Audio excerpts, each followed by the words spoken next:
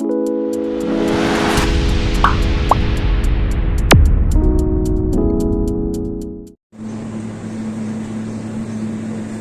हिंद, जय भारत दोस्तों। स्वागत है आप सभी का एक बार फिर से हमारे YouTube चैनल एग्जाम डेस्क में। और आज के इस वीडियो में हम पढ़ने वाले हैं दोस्तों मध्य प्रदेश सामान्य ज्ञान का एक वीडियो होगा और इसमें हम पढ़ेंगे मध्य प्रदेश का गठन। जी हाँ दोस्तों, आप आज वर्तमान स्वरूप में मध्य प्रदेश को देखते होंगे तो आज वर्तमान की स्थिति के बारे में अगर बात की जाए तो वर्तमान में टोटल जिलों की संख्या कितनी है तो आपको पता होनी चाहिए। वर्तमान में टोटल मध्य प्रदेश में जिलों की संख्या है 53, ठीक है।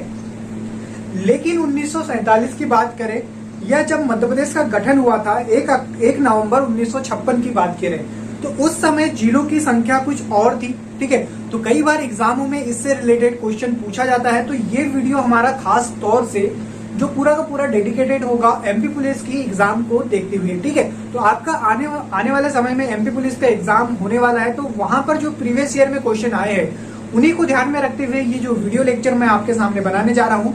तो उम्मीद है दोस्तों ये वीडियो आपको समझ में आएगा और ये वीडियो को अगर आप लास्ट तक देख लेते हैं तो यहाँ से एक भी नंबर का आपका क्वेश्चन नहीं छूटेगा। तो चलिए स्टार्ट करते हैं सबसे पहले मध्य प्रदेश के गठन को लेकर। तो मध्य प्रदेश का गठन दोस्तों, मध्य प्रदेश का जो स्वरूप है या मध्य प्रदेश की भौगोलिक सीमा की बात की जाए तो प्राचीन काल से लेकर मध्य प्रदेश का अस्तित्व है, ठीक है। तो प्राचीन काल में कई बार क्वेश्चन यहाँ से पूछ लेता है कि मध्य प्रदेश प्राचीन समय में किस महाजनपद का भाग था, ठीक है। तो दो ऐसे महाजनपद थे जिनका नाम आपको याद रखना है। एक का नाम आप भली भांति जानते हैं, अवंती, ठीक है। मध्य प्रदेश जो है अवंती और एक जो महाजनपद था चेदी, इन दो महाजनपदों का भाग हुआ करता था, ठीक है। तो इसके बाद दोस्तों महाजनपद 16 महाजनपद में आपने पढ़ा होगा हिस्ट्री में, प्राचीन इतिहास में। टोटल 16 महाजनपदों में से जो दो महाजनपद थे, जो एक अवंती था और एक चेदी था, ठीक है। तो इन महाजनपदों में जो है मध्य प्रदेश फैला था। इसके बाद मगध का जब उत्कर्ष होता है तो मगध में जब पूरा का पूरा आ जाता है तो ये सारे महाजनपद जो पूरे के पूरे 16 महाजनपद है ये एक मगध में समा जाते हैं। तो ये मगध में जब समा जाते हैं दोस्तों, तो जब मगध का अगर अपन एरिया की बात की जाए तो मगध बेसिकली क्या है, आज का बिहार, उसी को मगध बोला जाता है। तो मगध पूरा का पूरा भारत वर्ष हो चुका था, अखंड भारत हो चुका था मगध, ठीक है। मगध के नाम से ही अपन उसे जानते थे, ठीक है। तो मगध में मौर्य वंशों ने शासन किया, ठीक है, आप सभी को पता है। तो मगध का जो पश्चिमी भाग था वो कौन सा था, अवंती, ठीक है। मगध का ही पश्चिमी भाग अवंती था और इसका राज्यपाल कौन था, अवंती का।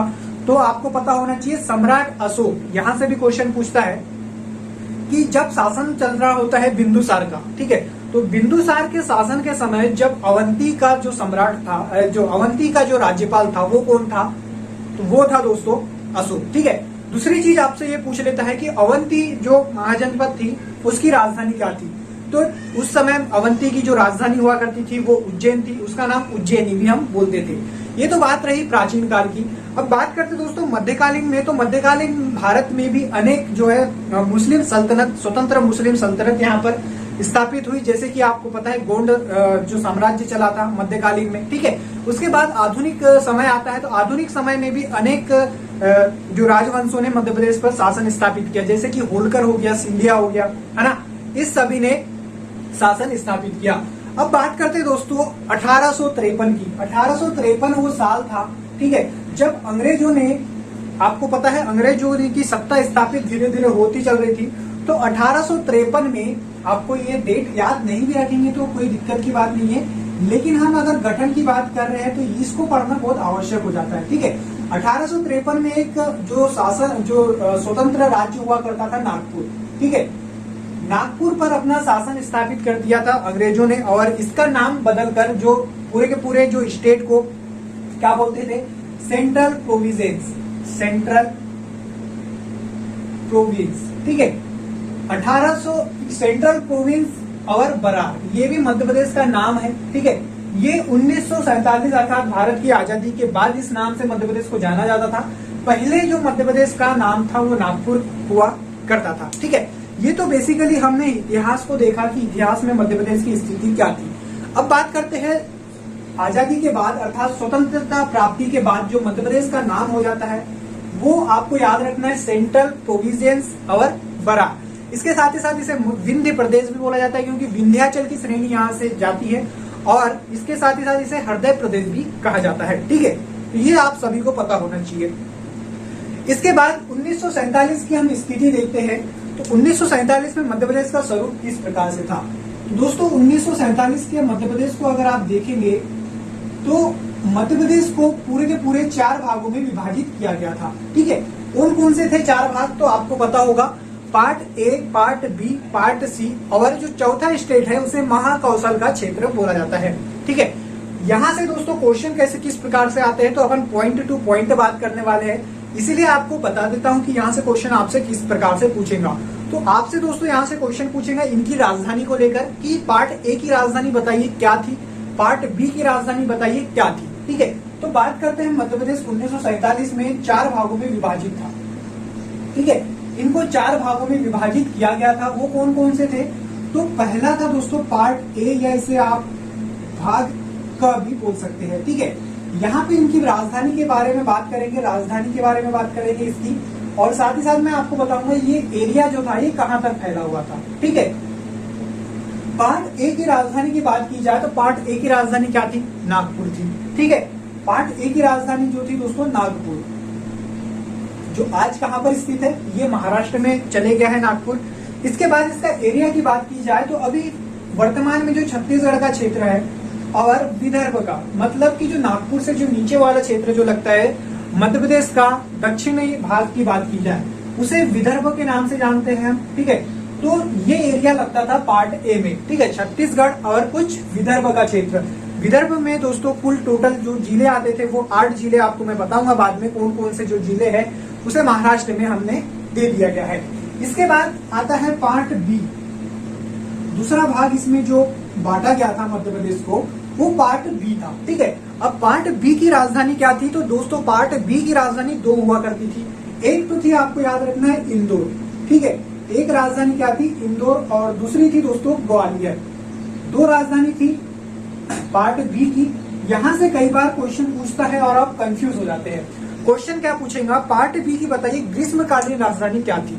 जी हाँ दोस्तों, पार्ट बी की 2 राजधानी थी, जिसमें कि इंदौर जो है इसे ग्रीष्मकालीन राजधानी हुआ करती थी, 6-6 महीने के लिए जो राजधानी होती थी। ठीक है, और जो ग्वालियर थी इसे शीतकालीन राजधानी बोला जाता है। तो ये जो ग्वालियर थी दोस्तों ये शीतकालीन राजधानी थी। इसके अगर एरिया की बात की जाए तो मध्य प्रदेश का जो पश्चिमी भाग है, ठीक है, कौन सा, राजस्थान वाला क्षेत्रफल, मध्य प्रदेश का पश्चिमी भाग जो लगता है उसे पार्ट बी में शामिल किया गया था।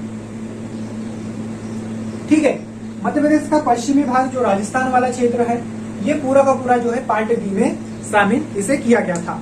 तीसरा भाग था पार्ट सी। पार्ट सी आपको याद रखना है, तीसरा था दोस्तों पार्ट सी। ठीक है, पार्ट सी की राजधानी आपको पता होनी चाहिए। पार्ट सी की राजधानी रीवा थी। क्या थी, पार्ट सी की राजधानी रीवा थी। ठीक है, इसके एरिया की बात की जाए तो मध्य प्रदेश का जो उत्तरी भाग है, उत्तरी भाग बेसिकली, और जो रीवा पन्ना का पठार, ठीक है, ये पूरा जो लगता था वो मध्य प्रदेश के पार्ट सी में शामिल किया गया था। और जो चौथा पार्ट था इसे हम कई बुक में आपको भोपाल स्टेट के भी नाम से मिलता होगा। लेकिन दोस्तों यहाँ पर महाकौशल का भी क्षेत्र किसी किसी बुक में मिलता है। ठीक है, तो आप दोनों ही याद रख लीजिए। पार्ट, हालांकि इसको फिर जो है पार्ट 4 को 1947 अर्थात 1949 में शामिल कर लिया जाता है पार्ट सी में ही, तो इसीलिए इसे महाकौशल का क्षेत्र आप याद रख सकते हैं। इसकी राजधानी अगर आपसे एग्जाम में पूछेगा तो इसकी राजधानी जो थी जबलपुर थी। ठीक है, और ये जो भाग है दोस्तों ये मध्य भाग है पूरा का पूरा, जो भोपाल वाला जो क्षेत्र है वो शामिल किया गया था। अब बात कर लेते हैं दोस्तों, यहाँ से कई बार एग्जाम में क्वेश्चन इनके जो है मुख्यमंत्री से रिलेटेड पूछ लेता है। ठीक है, आपसे बोलेगा कि भाग क के प्रथम मुख्यमंत्री कौन थे। अब देखो, जो प्रशासन की जो 1947 के बाद जब भारत आजाद हुआ तो आप सभी को पता है भारत में संविधान निर्माण का कार्य प्रारंभ हो चुका था, और वहां के जो प्रशासक जो है अलग अलग जो पार्ट थे उनके अलग अलग प्रशासक जो है भारतीय सरकार के द्वारा नियोजित किए गए थे या नियुक्त किए गए थे।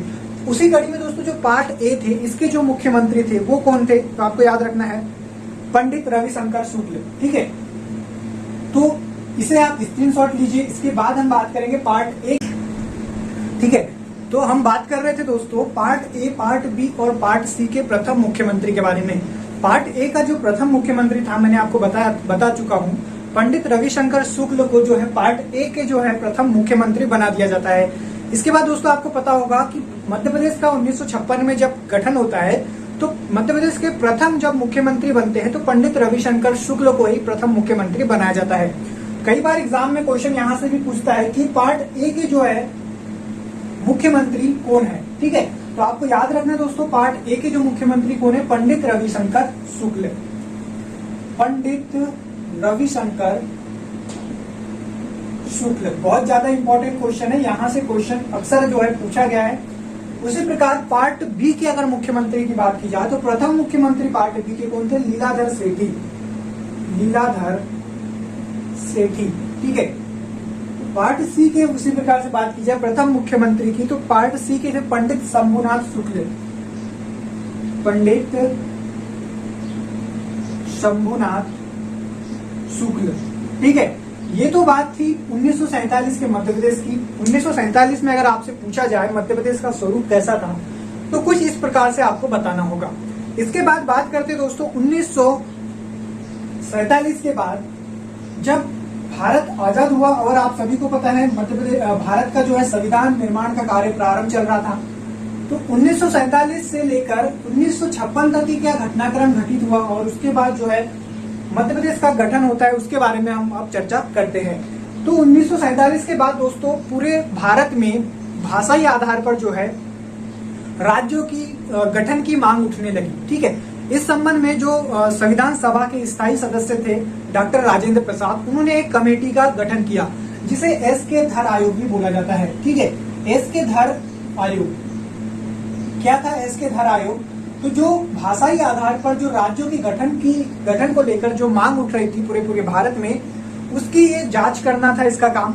और बेसिकली एस के धर आयोग, एस के धर जो थे ये high court, Allahabad high court के जो उच्च न्यायाधीश होते हैं एस के धर। ठीक है, इन्हीं की जो अध्यक्षता में आपसे पूछेगा कि इनके अध्यक्ष कौन थे, तो इनके अध्यक्ष जो थे एस के धर थे। ठीक है, एस के धर साहब ने क्या काम किया, जो भाषाई आधार पर राज्यों की मांग को जो है सरासर खारिज कर दिया और बोला कि ये सही नहीं है। ठीक है, तो इन्होंने क्या काम किया, भाषा के आधार पर जो राज्यों की मांग थी, राज्यों की मांग को अस्वीकार कर दिया, अस्वीकार कर देते हैं।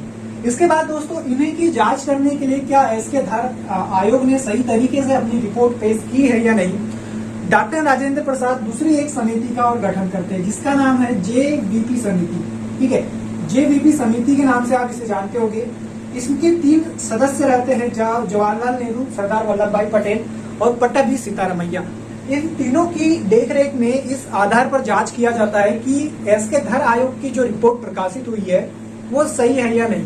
तो इन्होंने भी कहीं ना कहीं माना कि एस के धर आयोग जो है सही बोल रहे हैं और जेवीपी समिति ने भी भाषा के आधार पर जो राज्यों की मांग थी उसे अस्वीकार कर देते हैं। इसके बाद दोस्तों दक्षिण में आप देखते हो कि दक्षिण में सबसे ज्यादा भाषा की विविधता देखने को मिलती है। तो दक्षिण में एक सामाजिक कार्यकर्ता उभर कर आते हैं जिनका नाम है श्री पोट्टी रामुलु। ठीक है, श्री पोट्टी रामुलु ये महाशय अनशन करते हैं जो भाषा के आधार पर मांग उठ रही थी उसके संबंध में इन्होंने 58 दिन के अनशन के बाद इनकी मृत्यु हो जाती है। ठीक है, तो ये घटनाक्रम है दोस्तों 1953 आ चुका है अभी तक के। ठीक है, और संविधान बन चुका है और भारत के जो प्रथम जो है प्रधानमंत्री जवाहरलाल नेहरू उन्हें बना दिया जाता है।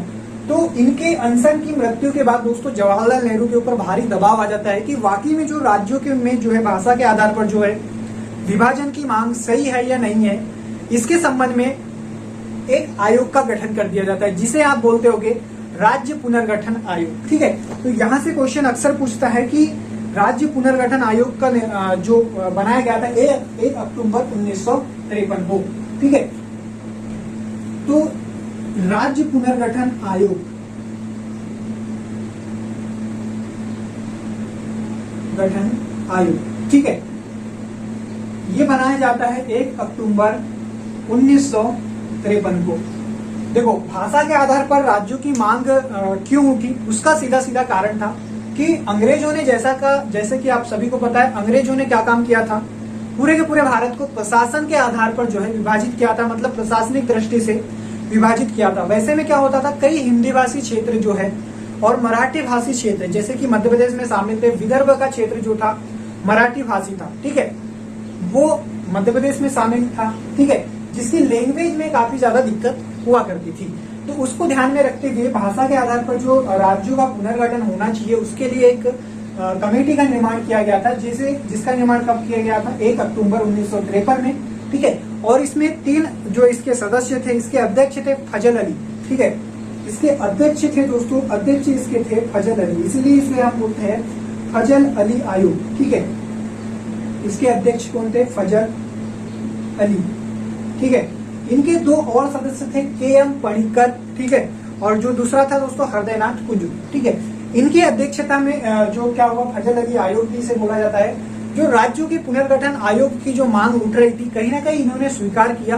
तो इन्होंने जो मांग को कैसी कर दिया, स्वीकार किया, और इन्होंने बोला कि कहीं ना कहीं इनकी मांग बिल्कुल जायज है और सही तरीके से उठाई जा रही है, ठीक है। तो इसको ध्यान में रखते हुए एक संविधान में संशोधन भी किया जाता है, 7वां संविधान संशोधन।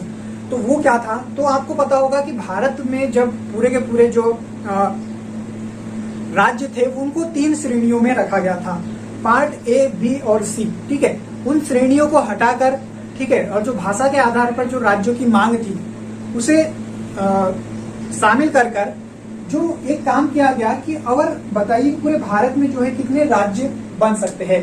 तो इस प्रकार दोस्तों इसकी जो रिपोर्ट आती है 1 अक्टूबर 1953 के बाद, जो इसकी रिपोर्ट 1955 में प्रकाशित होती है, ठीक है, 1955 में प्रकाशित होती है। और 1956 में दोस्तों 14 राज्य और 6 यूनियन टेरिटरी बना दिए जाते हैं, जिसमें मध्य प्रदेश भी शामिल है। 1 अक्टूबर 1956 को ही मध्य प्रदेश का गठन होता है। अब 1 अक्टूबर 1956 की बात की जाए तो मध्य प्रदेश में टोटल कितने जिले थे, यहाँ से क्वेश्चन एग्जाम में कई बार पूछा है और ये आपको पता होनी चाहिए। यहाँ पे बहुत ज्यादा कंफ्यूजन होता है दोस्तों। यहाँ पर कंफ्यूजन इस प्रकार से होता है कि कभी कभी आप लगा देते 43 जिले, कभी कभी लगा देते आप 45 जिले। तो ये देखिए, इधर देखिए, कब हुआ था मध्य प्रदेश का गठन, 1 नवंबर 1956 मध्य प्रदेश का गठन होता है। और इस समय मध्य प्रदेश में टोटल जिलों की संख्या 43 थी, ठीक है। 1 नवंबर 1956 को जो मध्य प्रदेश में जिलों की संख्या थी वो कितनी थी, 43 थी, ठीक है। अब ये 43 किस प्रकार से हुई तो उनको जानते हैं। 1 अक्टूबर 1956 को जो भाषा के आधार पर जो मध्य प्रदेश का गठन किया गया था और 1947 में जो मध्य प्रदेश था उसमें क्या क्या परिवर्तन हुए, यहाँ से एग्जाम में कई बार क्वेश्चन आपसे पूछता है तो आपको याद रखना है, ठीक है। सबसे पहला परिवर्तन हुआ दोस्तों पार्ट ए में। पार्ट ए में क्या परिवर्तन होता है, तो पार्ट ए के जो जिले थे जो विदर्भ और जो विदर्भ का क्षेत्र था, अकोला, अमरावती और चांदा, अकोला, अमरावती, चांदा, नागपुर, वर्धा, ठीक है। कितने हुए, 1 2 3 4 5, भंडारा, यवतमाला और बुल्ढाना।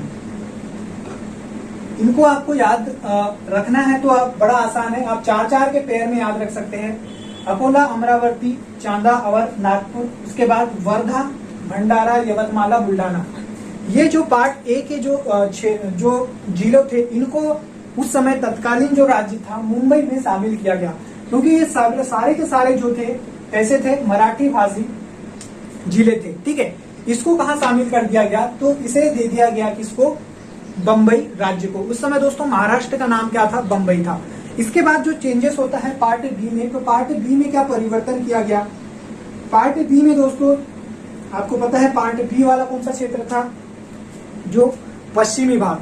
तो राजस्थान एक जो मंदसौर जिले की भानपुरा तहसील का एक गांव था सुनील टप्पा, कौन सा गांव, सुनील टप्पा, ठीक है। ये मंदसौर जिले के अंदर आता है सुनील टप्पा गांव, और तहसील कौन सी थी, तो भानपुरा तहसील, आपको याद रखना है। इसे दे दिया गया किसको, राजस्थान को, ठीक है। और कोटा जिले की सिरोंज तहसील, कोटा जिले की कौन सी, सिरोंज तहसील, सिरोंज तहसील को कहाँ शामिल कर दिया गया, मध्य प्रदेश में शामिल कर दिया गया। ठीक है, तो आपको पता हो गया होगा, आपको ये याद रखना है दोस्तों, बहुत ज्यादा इंपॉर्टेंट है। यहां से क्वेश्चन आपसे पूछेगा कि बताइए सुनील टप्पा जो है किसे दे दिया गया था, और ये किस पार्ट का भाग था, पार्ट बी का भाग था। इसके बाद पार्ट सी में ज्यादा कुछ चेंजेस नहीं होते, जैसा का वैसा। जो पार्ट सी का जो भाग है वो अवर पार्ट जो भोपाल जो स्टेट था उसे भी जो है दोस्तों मध्य प्रदेश की राजधानी बना दिया गया था। ठीक है, इस प्रकार से जो है 1956 को जो मध्य प्रदेश में टोटल जिलों की संख्या थी वो कितनी थी, 43 थी। ठीक है, अब दोस्तों बात करते हैं 1956 से लेकर 1 नवंबर 1956 से लेकर 2000 तक के जब मध्य प्रदेश का पुनर्गठन होता है उस समय जो मध्य प्रदेश की जो जिलों की संख्या कितनी रहती है, 61। ठीक है,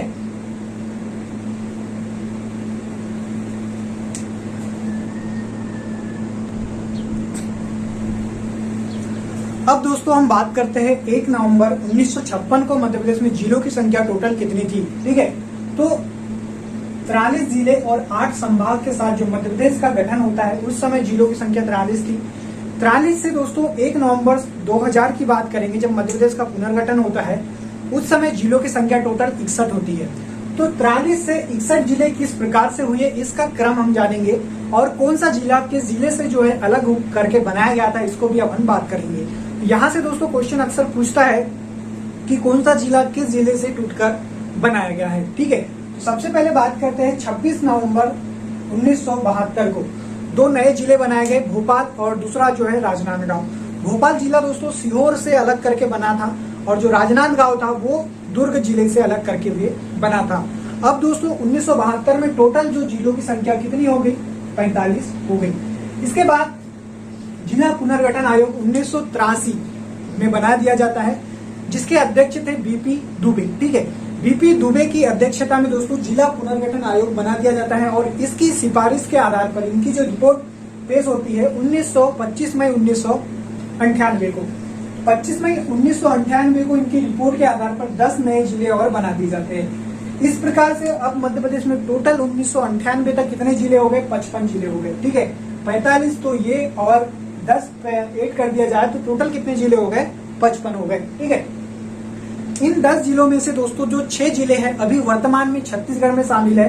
तो हम मध्य प्रदेश का जीके पढ़ रहे हैं तो इसलिए हमके छत्तीसगढ़ के जो जिले हैं उनको आपको याद रखने की जरूरत नहीं है।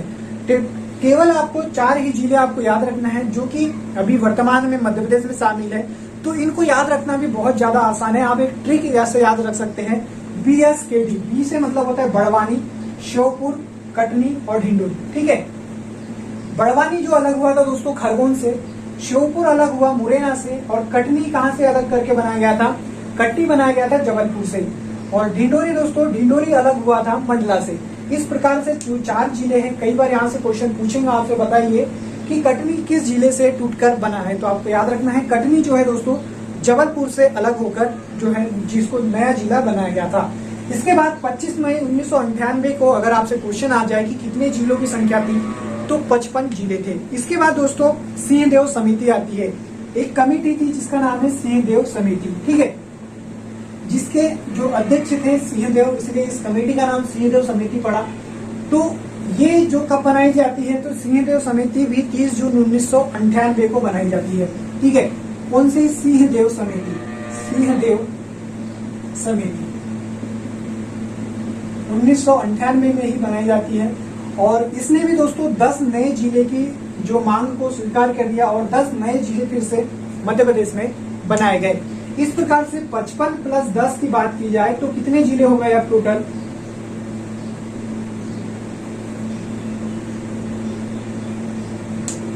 सॉरी 6 जिले, 61। ठीक है, सिंहदेव समिति ने कितने जिलों की रिकमेंडेड की, तो 6 जिले नए बनाए जा सकते हैं, ये बताया सिंहदेव समिति ने। अब आपको आपके मन में एक क्वेश्चन ये आ रहा होगा कि ये नए जिलों की बनाने की आवश्यकता क्या पड़ती है। ठीक है, तो देखो बेसिकली जो जनसंख्या होती है, जनसंख्या के आधार पर जो प्रशासन करना थोड़ा मुश्किल हो जाता है।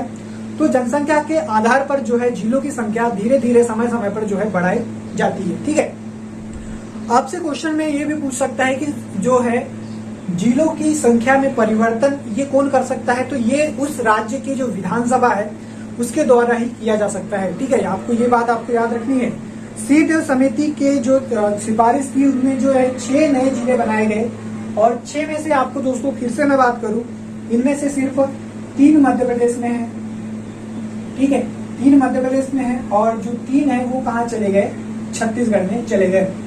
ठीक है, मध्य प्रदेश में कौन कौन से है, हरदा, उमरिया और नीमच।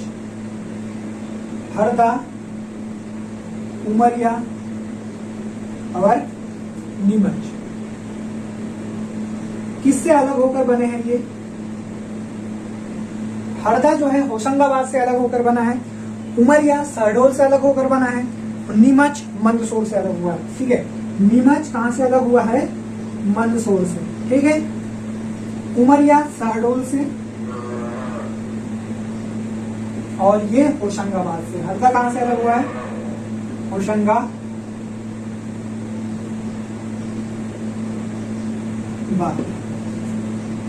ठीक है, समझ में आ रहा है।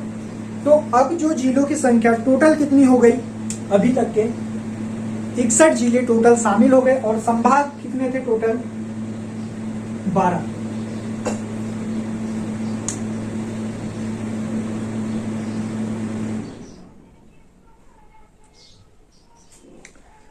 लाइट गई।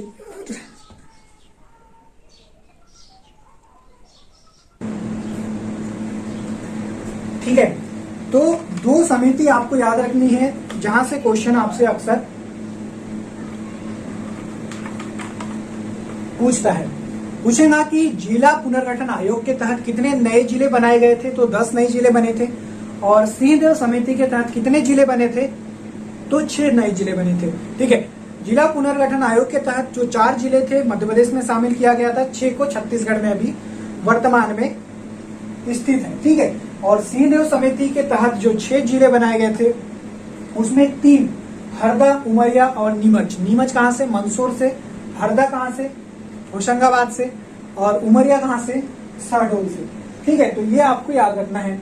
इस प्रकार से 1998 के बाद 1 नवंबर सन 2000 का समय आ जाता है और 1 नवंबर 2000 को जो मध्य प्रदेश में जिलों की संख्या है वो टोटल कितनी हो जाती है, 1 नवंबर 2000 को मध्य प्रदेश में जिलों की संख्या टोटल कितनी थी, 61 जिले थे। ठीक है, अब 61 जिले में से दोस्तों आपको पता है 14 जिले जो है वो छत्तीसगढ़ को दे दिए जाते हैं और 43 जिले जो 45 जिले नहीं 16 जिले जो है छत्तीसगढ़ को दे दिए जाते हैं और 45 जिले मध्य प्रदेश में बच जाते हैं। तो 1 नवंबर 2000 को मध्य प्रदेश में जिलों की संख्या कितनी है, 45। ठीक है, और 1 नवंबर 1956 को मध्य प्रदेश में जिलों की संख्या कितनी थी, 43 थी। तो 2 पॉइंट है जो आपको याद रखना है। अब दोस्तों 2000 से वर्तमान में मध्य प्रदेश में जिलों की संख्या टोटल कितनी है, 52 है। ठीक है, 53वां जिला जो प्रस्तावित है अभी बना नहीं है वो कौन सा है, नागदा। ठीक है, और 52वां जिला कौन सा है, निमाड़ी। तो इनके बारे में अपन पढ़ते हैं कि कब कब ये अलग हुए और 45 से 53 तक के किस प्रकार से जो है जिले बने। ठीक है, तो 1 नवंबर सन 2000 में अभी जिलों की संख्या कितनी है, 45 है। इसके बाद 15 अगस्त 2003 को 3 नए जिले बना दिए जाते हैं। 3 नए जिले बनते हैं, कौन कौन से बनते हैं, ठीक है। अब 45 में 3 आप ऐड कर देंगे तो कितने जिले हो गए, 48 हो गए। ठीक है, ये 3 जिले कौन कौन से थे, तो अनूपपुर,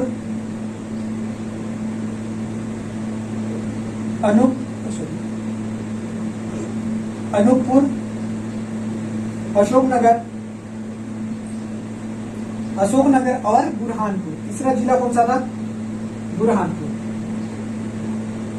ठीक है, यहां से क्वेश्चन क्या पूछेगा आपसे, इनका जो डेट है आपको याद रखनी 15 अगस्त 2003।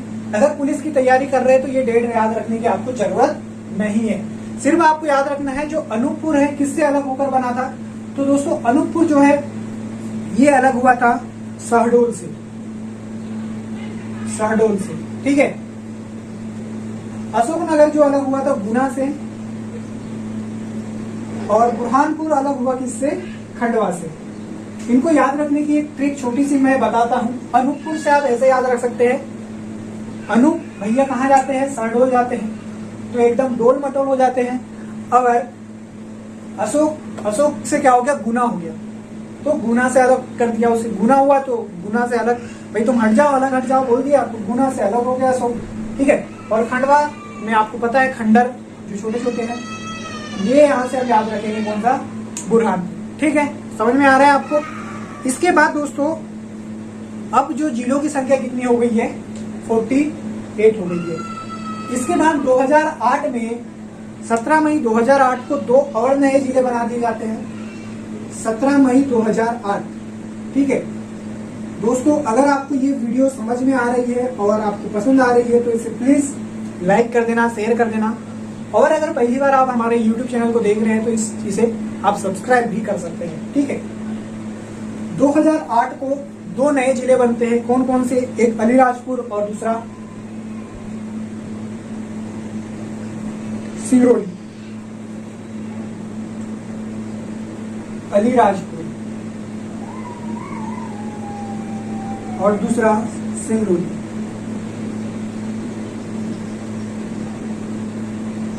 दो 2008 में दोस्तों 2 जिले बनते, सिंगरौली,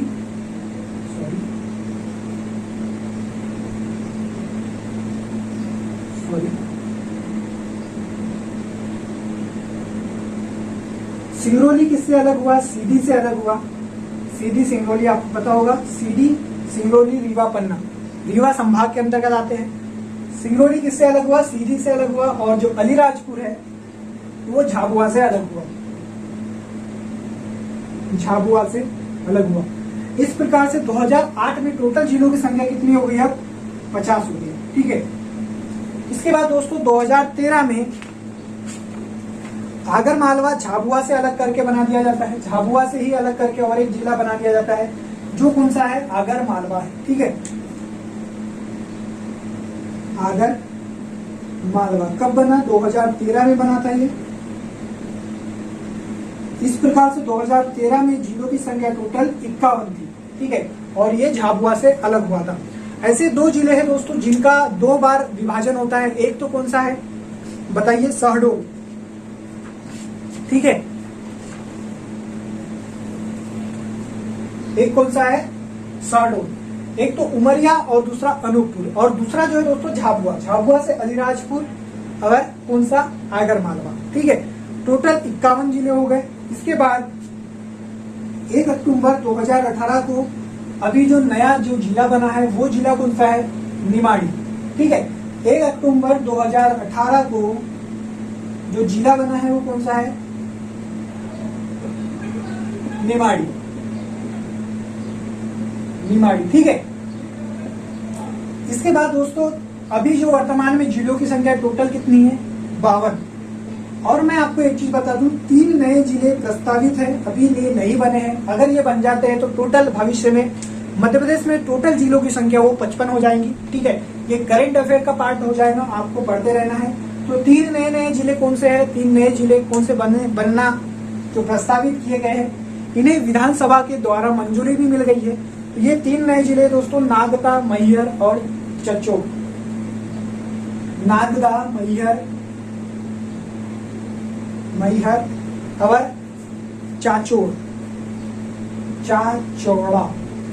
चाचौड़, ठीक है। तो ये 3 अंत में जो है आपको याद रखना है। वर्तमान में अगर बात की जाए, अगर आपसे एग्जाम में अगर कोई सा एग्जाम होता है और आपसे पूछ लेता है कि जिलों की संख्या कितनी है, तो अभी जो जिलों की संख्या कितनी है, 52 है। 52वां जिला कौन सा है, निमाड़ी है। 51वां जिला कौन सा है, आगर मालवा है, ठीक है। इस प्रकार से आपको याद रखते हुए चलना है। तो ये वीडियो आई होगा आपको पूरा का पूरा याद हो चुका होगा। जय हिंद, जय भारत दोस्तों। आप अपना ख्याल खुद रखिएगा, अच्छे से तैयारी कीजिएगा। और आपका जो है एमपी पुलिस का एग्जाम मैं बता दूं कि बहुत जल्द होने वाला है, तो अच्छे से आप तैयारी करते रहिए। आपका जो है सिलेक्शन 100% श्योर हो जाएगा। और बने रहिए हमारे साथ दोस्तों फ्यूचर में इस चैनल को सब्सक्राइब करके। धन्यवाद।